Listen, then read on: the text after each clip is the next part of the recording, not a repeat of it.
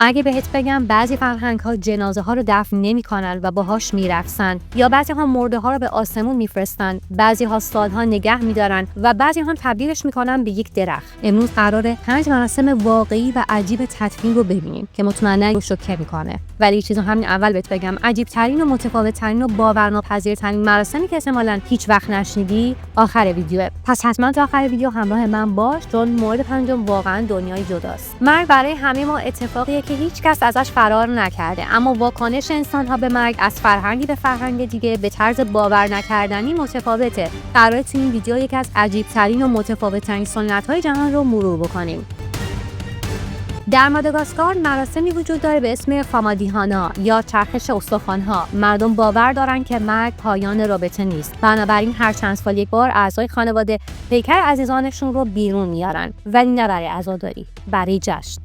خانواده پارچه‌های جدید دور جسد میپیچن، موسیقی محلی پخش میکنن و با پیکر مرده میرقصن. نه برای توهین، بلکه برای احترام. اونها باور دارن تا زمانی که بدن رو لمس میکنی و باهاش ارتباط داری، روح فرد هم نزدیک خانواده میمونه. برای ما شاید عجیب باشه، اما در ماداگاسکار این مراسم یکی از مهمترین اتفاقات خانوادگیه.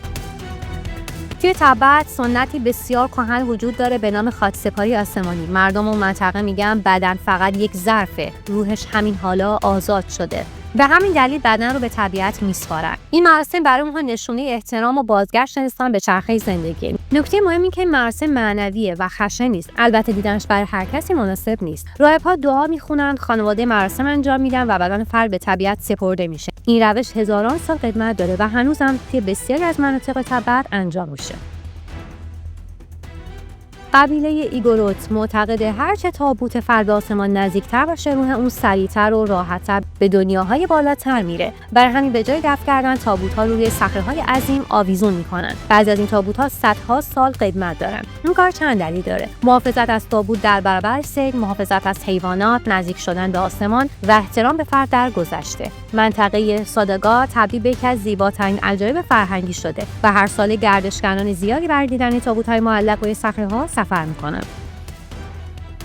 این یکی نه عجیب بلکه فوق‌العاده شاعرانه است. در چند کشور مردم تصمیم میگیرن بعد از مرگ تبدیل به درخت بشن. حالا چطور ممکنه؟ خاکستر فرد داخل یک کپسول زیست تجزیه پذیر قرار میگیره و یک نهال روی اون رشد میکنه. خیلی میگن وقتی مردم نمیخوان زمین از من چیزی بگیره، میخوام چیزی بهش بدم. این روش یکی از محبوب ترین انتخاب‌های محیط زیست دوستانه در سالهای اخیره و حس عجیبی داره که بدونی فرد تبدیل به یک نماد زنده و ثبت میشه.